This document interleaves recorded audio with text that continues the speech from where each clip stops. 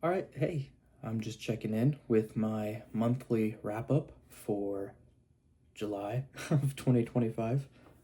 It's been a crazy year, man. I kind of forgot what month it was. I read 4 books in the month of July.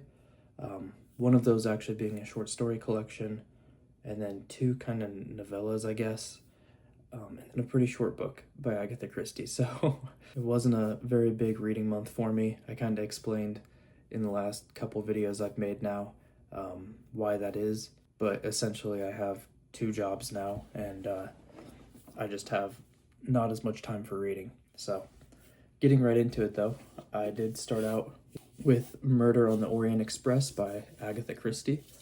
Now, I actually really did enjoy most of this book. Wasn't a huge fan of the ending and the conclusion of the actual little story here, but I did think it was very entertaining. Essentially, there are a group of passengers aboard a train.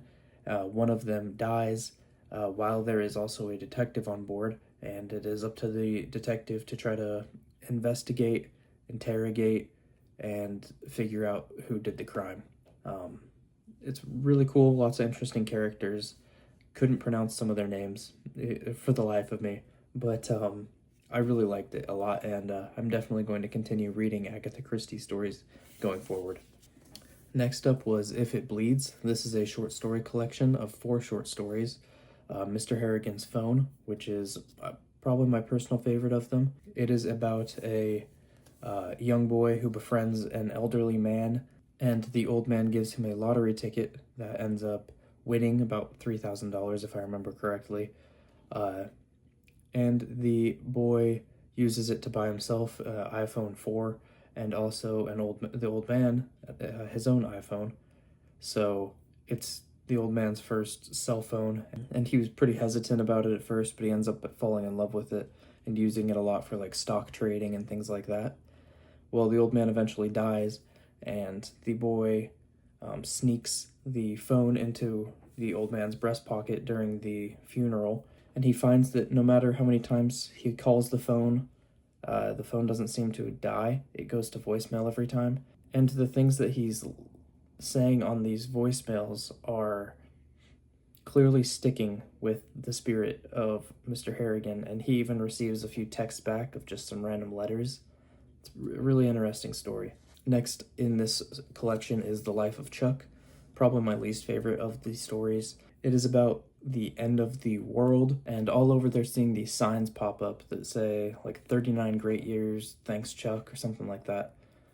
Nobody knows who this Chuck is, but uh, the world is ending in the first part of the book, and it may be tied to some other real person's mind in a way. I'm not going to spoil too much, but it's an interesting concept. I just don't think it was executed very well. The title story, If It Bleeds, is a Holly Gibney story, so I ended up liking it just because Holly Gibney was in it. Um, but it is about her solving a case of a man who blew up part of a school and killed a bunch of people.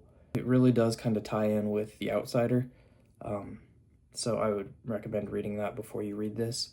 But it's a good case, paranormal, and Holly Gibney's awesome. Some of the characters she meets are really cool too. I enjoyed that story quite a bit. The last story in this collection is called Rat, and it's a good one as well. It is about a man who is hell-bent on writing a novel, and he ends up going up to a cabin to stay up there to try to write it for like 3 weeks. And his wife isn't super happy about it, and there's a big storm coming in that's going to kind of leave him stranded up there. And when this storm hits, he finds a dying rat outside, and he decides to bring it inside and at least let it die in a warmer environment, more cozy environment, and then he goes off and goes to sleep. Well, the rat ends up talking to him when in the middle of the night and says, I can grant you a wish, essentially. If you want to finish your story, someone you care for has to die. And so he's kind of struggling with that, and it's a good story. I enjoyed it. But like I said, I think Mr. Harrigan's Phone was probably my favorite of the bunch, and then If It Bleeds, then Rat, and then The Life of Chuck. So that is If It Bleeds by Stephen King. Overall, I did enjoy this collection quite a bit. The next two books I read are both from the Bachman collection. The first one that I read was The Running Man. I'm just going to hold this up like this. The Running Man was written in, I think, the 70s, and it's set in the distant future, which was actually 2025. Kind of funny. And it's about a dystopian society of very poor people going and competing on these dangerous game shows to entertain the rich people, is essentially what it is. And our main character gets the most dangerous of the game shows, where I think it's for 30 days. He has to keep running and escaping people trying to kill him. And every day he has to send in videos of himself. He has to mail them in to the company, like a minute video minimum or something like that. And people on the streets know to look for him. They can report him for money. They can kill him, I think, for money. Otherwise, there's these like assassins tracking him down. There's a lot of cool mind games that go on in it between him and one of the main headhunters. They're coming after him. And there's a really good conclusion to the story, too. I enjoyed the way that this book ended quite a bit. Overall, I thought it was a really good story. The last book that I read is also from this collection, and it is titled Roadwork by Richard Bachman / Stephen King. And it was kind of a sleeper hit for me. I was surprised by how much I actually did enjoy it. It is about a man who is slightly schizophrenic or crazy in some sort of way, and he's dealing with the loss of him and his wife's son, and finally something kind of sets him over the edge, and that thing is that his house is going to be torn down and able to make room for a highway to go through. And this highway is also going to affect his place of work. So his job is, he works at a laundromat, and he is responsible for finding a new factory and bidding on a new factory so that all of the employees can go somewhere else, essentially. Kind of feels like the world is just kind of crumbling around him. He is dealing with, obviously, his job issue, his house issue. Him and his wife are fighting. He ends up talking to a new younger woman as well, and having a sort of relationship with her. He gets involved with like a mob boss. The story starts out with him buying a big gun to fight back. So you kind of know where the story's going from the get-go, but really most of it is focused on just the character work, and I really enjoyed that about it. I loved the characters in the story, and it's honestly a story that I am looking forward to reading again. I was surprised by how much I enjoyed Roadwork. So that's all that I actually read this month. I have been slowly plucking away through Discourses and Selected Writings by Epictetus, but as you can see, I am not that far into it. It is very, very good information, I guess. I am learning a lot, and the reason it's taking me so long just to get through this, because this is still like a couple hours for me. I am reading like a chapter at a time, and then I'm going back through and rereading it while taking detailed notes and reflecting on the information.